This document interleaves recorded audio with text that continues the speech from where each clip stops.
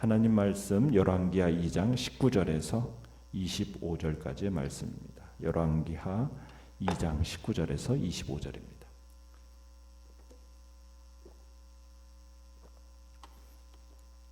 열왕기하 2장 19절에서 25절까지 우리 한 목소리로 같이 읽습니다. 시작. 그 성읍 사람들이 엘리사에게 말하되 우리 주인께서 보시는 바와 같이 이 성읍의 위치는 좋으나 물이 나쁨으로 토산이 익지 못하고 떨어지나이다. 엘리사가 이르되 새 그릇에 소금을 담아 내게로 가져오라 하매 곧 가져온지라. 엘리사가 물 근원으로 나아가서 소금을 그 가운데에 던지며 이르되 여호와의 말씀이 내가 이 물을 고쳤으니 이로부터 다시는 죽음이나 열매 맺지 못함이 없을지니라 하셨느니라 하니 그 물이 엘리사가 한 말과 같이 고쳐져서 오늘에 이르렀더라. 엘리사가 거기서 베델로 올라가더니 그가 길에서 올라갈 때에 작은 아이들이 성읍에서 나와 그를 조롱하여 이르되 대머리여 올라가라 대머리여 올라가라 하는지라. 엘리사가 뒤로 돌이켜 그들을 보고 여호와의 이름으로 저주하매 곧 수풀에서 암곰 둘이 나와서 아이들 중에 42명을 찢었더라.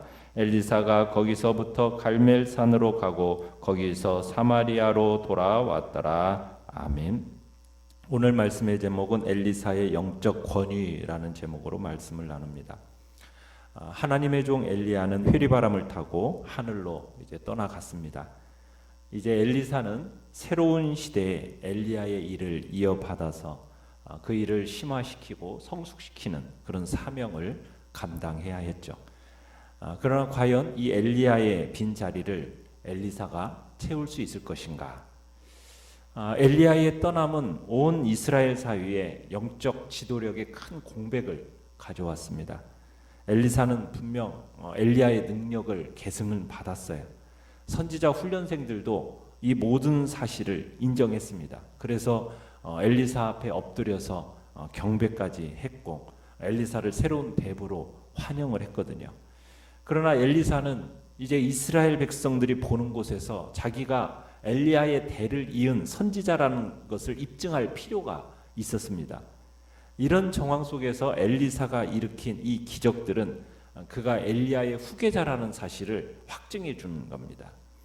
자, 엘리사는 엘리야의 승계자가 되자마자 두 가지 기적을 일으키는데 그 첫 사역은 자기가 이제 돌아오는 그 길에 있었던 여리고와 베델이라는 곳에서 이루어집니다. 하나는 생명을 주는 일이고 하나는 생명을 앗아가는 이적입니다. 첫 번째 사건은 매우 소망적인 일입니다. 이야기의 흐름을 이렇게 보면은 엘리사가 여리고성에 잠깐 머물렀을 때 일로 보여요. 이 여리고라는 곳은 원래 여호수아가 이렇게 저주한 땅 아닙니까? 그래서 여호수아 때부터 저주받은 땅이었어요. 경치는 아름다웠지만은 물이 좋지 못해가지고 과실이 제대로 익지 못하고 또 사람들이 병에 많이 걸렸습니다. 그래서 그 성사람들이 엘리사에게 나와서 19절에 보면은 뭐라고 얘기하고 있습니까? 이 성읍의 위치는 좋으나 물이 나쁨으로 토산이 익지 못하고 떨어지나이다. 이렇게 이제 말합니다. 그러니까 여리고 땅은 좋은데 수질이 나빠서 농작물이 제대로 익지를 못하고 익기도 전에 먼저 떨어져 버리는 문제가 있다라는 거죠. 여기서 토산이 익지 못했다라는 이 말 속에는 어떤 의미도 들어있느냐면 불임, 유산의 의미도 들어있습니다. 그래서 이 물을 마시는 사람은 심지어 유산까지 하게 되는 일도 일어났다라는 거죠. 그래서 사람들은 엘리사에게 이 사실을 알리고 도와주기를 간청을 합니다. 자, 내용 관찰 문제 1번을 보시면, 자, 엘리사는 어떻게 물을 고쳤습니까? 자, 엘리사는 하나님의 선지자로서 이 물을 고치기 위해서 하나님의 말씀을 전합니다. 그러면서 소금을 구해오라고 하고, 그리고 이 소금을 물의 근원에 뿌리면서 뭐라고 이렇게 강하게 선언을 합니까? 이로부터 다시는 죽음이나 열매 맺지 못함이 없을지니라 하면서 강하게 선언을 하면서 좋은 물로 바꿔놨습니다. 여러분이 이 사건을 해석하면서 한 가지 마음에 둘 것인데 그건 뭐냐면 이 일은 결코 어떠한 마술이 아니라는 거예요. 마술이 아닙니다. 지금 엘리사는 요술쟁이가 아니에요. 선지자라는 것을 우리가 기억해야 됩니다. 그리고 본인도 이 일은 하나님이 자신을 통해서 하시는 일이다라는 것을 분명히 해두고 있어요.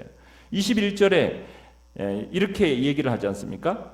여호와의 말씀이 이렇게 시작을 하죠. 여호와의 말씀이 내가 이 물을 고쳤으니 이로부터 다시는 죽음이나 열매 맺지 못함이 없을지니라 하셨느니라. 그러니까 엘리사가 이렇게 말한 데는 두 가지 의미가 있는 거예요. 첫째, 소금 자체에 어떤 신비한 능력이 있는 게 아니라는 겁니다.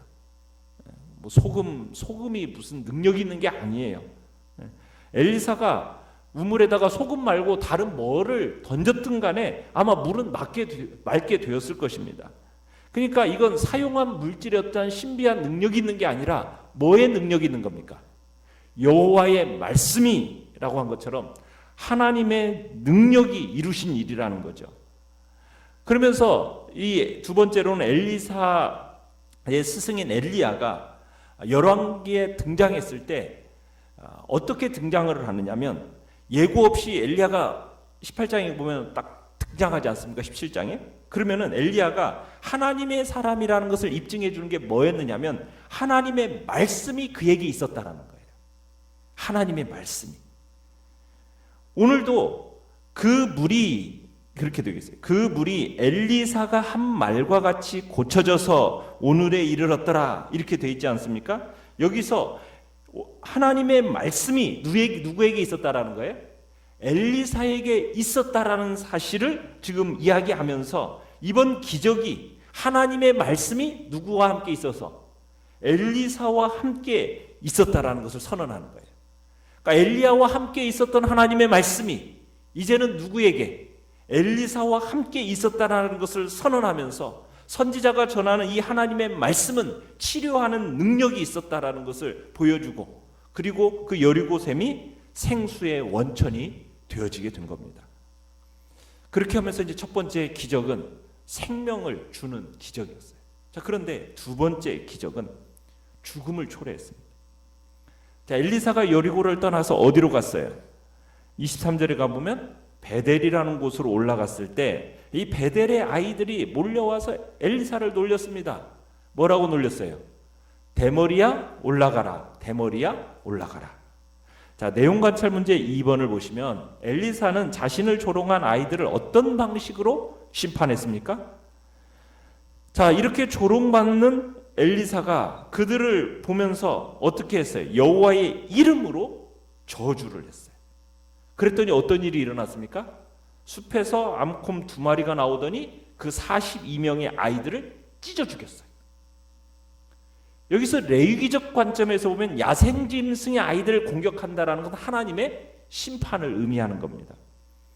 우리가 이 기사를 볼 때 아무리 참 선지자라도 그렇지 이 선지자 엘리사가 너무 심하게 반응한 거 아닌가라는 어떤 느낌을 우리가 받지 않습니까? 그러나 이 이야기를 전하는 열왕기 기자는 엘리사의 이 저주에 어떤 정당성이 있었음을 보여주는 겁니다. 사실 남을 비웃고 남을 조롱하는 것, 이것은 다른 사람에게 있어서 가장 심각한 폭행입니다. 무엇보다도 하나님의 사자를 비웃는다는 것은 그를 보내신 분을 비웃는 것이거든요. 그러니까 선지자를 비웃는 것이 얼마나 무서운 일인가를 보여주는 겁니다. 자, 그런데 여기에서 이제 이 베델의 아이들이 엘리사를 조롱한 것은 역사적으로 볼 때 뿌리가 있는 거예요. 여러분, 베델이라는 곳이 어떤 곳입니까? 베델이라는 곳은 이스라엘 배교의 중심지가 되었어요. 왜요? 여로보암 시대 때 금송아지를 세웠는데 어디다 세웠어요? 베델이라는 곳에 금송아지를 새로 만들어서 하나님을 조롱했던 곳이 바로 이 베델입니다. 우리가 아합 시대 때 베델 사람 히엘이라는 사람이 일어나가지고 어떤 일을 했습니까? 하나님께서 저주한 여호수아가 저주한 그 여리고성을 재건을 했어요. 그러니까 하나님을 조롱했습니다. 그게 바로 베델 사람이라는 얘기예요. 그러니까 베델 사람들은 평범한 사람들이 아니었던 겁니다. 하나님을 향한 반역자들이었던 거예요. 그들은 하나님을 공개적으로 부인하고 가증한 죄악을 범하는 무리들이 바로 이 베델에 지금 몰려 있었다는 거예요. 그래서 이 기적이 연출된 배경이 왜 베델인가, 그 베델에 왜 이런 일이 일어났는가를 우리가 기본적으로 가지고 있어야 돼요. 그리고 그곳의 아이들에게 내려진 심판이 왜 그토록 엄했는가, 그걸 설명을 해주는 거예요. 또한 이 아이들이 왜 그렇게 행동했는가를 보여주는 겁니다. 부모의 영향력인 거죠. 그렇지 않습니까? 단순히 아이들이 천진난만한 어떤 장난에 의해서 지금 이렇게 한 게 아니라는 거예요. 참되신 하나님과 그의 신실한 종들에 대한 증오심에서 이런 표현이 나왔다는 얘기입니다. 하나님의 종들이 조롱받는 그곳 위에 하나님의 저주가 임하고 있는 거죠. 이런 정황 속에서 여기서 올라가라 올라가라 그렇게 하지 않습니까? 이 올라가라라는 외침은 엘리야처럼 사라져라 이런 의미를 지니고 있어요. 이 당시에 엘리야의 초자연적인 승천이 아마 떠들썩하게 퍼져나갔어요. 그런데 베델 사람들은 이 엘리야의 승천을 의혹거리와 조롱거리로 만들었던 겁니다. 그러니까 불신 가운데 그것을 조롱하면서 대머리여 올라가라. 이 아이들의 말은 무슨 말이에요? 엘리야의 승천의 소문을 비웃는 겁니다. 그러니까 그 당시 성읍 어른들도 그렇게 조롱하고 비난하는 그 내용을 아이들이 흉내내고 있는 거예요. 흉내내고 있는 거예요. 엘리야가 하늘로 올라간 소문을 듣고 엘리사에게 그를 따라 올라가면서 너도 한번 하늘로 올라가 봐라. 대머리여 올라가라. 하늘로 올라가라. 사라져라. 지금 이런 식으로 모욕을 주고 있다는 얘기입니다. 머리가 벗겨진 것도 비웃었고 신체적인 결함을 비웃는 것, 존귀한 자를 경멸한 거죠. 하나님의 선지자에게 적대적인 죄를 범한 겁니다.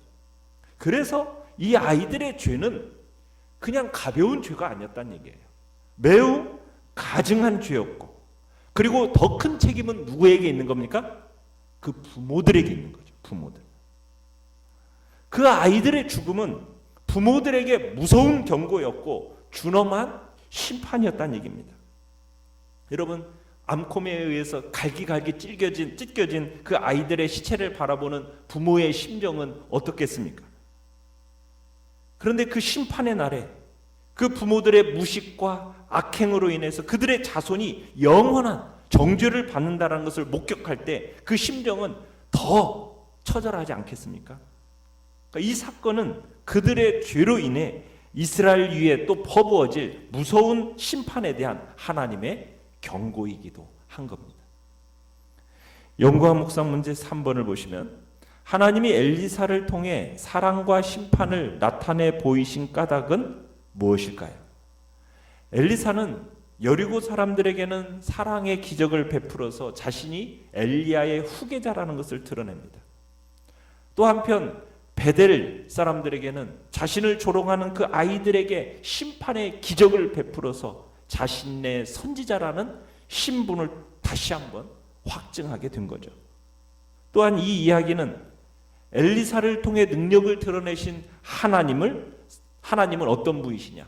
살기도 하시고 죽이기도 하시는 분이라는 것을 경고하고 있는 겁니다. 이스라엘에게 복을 내릴 수도 있고 화를 내리실 수 있는 분이라는 것을 경고하고 있는 거죠. 그래서 하나님을 함부로 대하지 말라는 거예요. 생명과 죽음은 오늘날도 마찬가지예요. 우리 앞에 놓여 있는 선택입니다. 느낀 점 4번을 보시면 인간적인 약점이 있는 선지자라도 하나님이 능력 주시고 사용하시는 것에서 무엇을 느낍니까? 우리는 항상 영적 권위에 대해서는 존경하는 마음을 가져야 합니다. 우리는 인간적인 약점을 가지고 사람을 함부로 판단해서는 안 됩니다. 하나님은 자신의 사역자가 비록 부족함이 있다 할지라도 사람들에게 존중받기를 원하는 것이 하나님의 마음이에요. 왜? 그 사역자는 하나님이 세우신 사람이고 하나님의 일을 맡고 있기 때문입니다. 하나님은 또한 약한 자를 들어서 강하게 사용하시는 분이십니다. 온전한 데서 하나님은 약함 가운데서 온전해진다라고 사도 바울을 통해서 말씀하지 않았습니까? 그래서 사도 바울이 약한 것에 대해서 오히려 크게 기뻐하고 자랑한다고 이야기했던 것처럼 우리는 약함 때문에 내가 하나님의 일을 할 수 없다라고 스스로 물러날 일이 아니라 그 약함이 도리어 하나님의 능력의 도구가 될 수 있다라는 사실을 인정하면서 오히려 하나님의 은혜를 구하는 복된 통로로 우리가 그 약함을 사용해야 될 것입니다. 결단과 적용 5번을 보시면 인간의 약점 때문에 공동체의 지도자를 존중하지 않은 적이 있습니까? 나에게 약점이 있다 하더라도 하나님은 나를 들어 사용하실 수 있다는 것을 믿습니까? 오늘의 기도 같이 읽겠습니다. 시작. 늘 겸손한 마음으로 모든 사람을 귀하게 여기며 하나님이 세우신 리더의 권위에 순복하게 하소서. 아멘.